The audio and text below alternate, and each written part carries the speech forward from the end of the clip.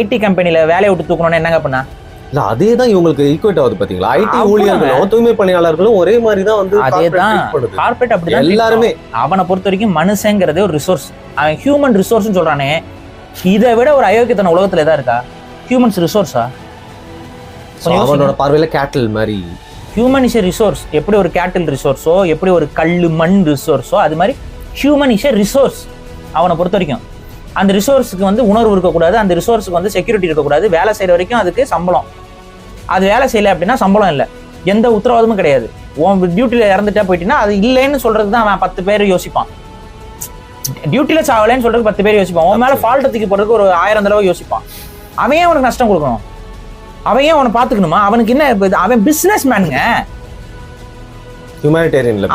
அவன் business man. அவன் வந்து மக்களோட கழிவை மக்களை அப்புறப்படுத்துறதுக்கு மக்களை பயன்படுத்தக்கூடிய ஒரு முதலாளி.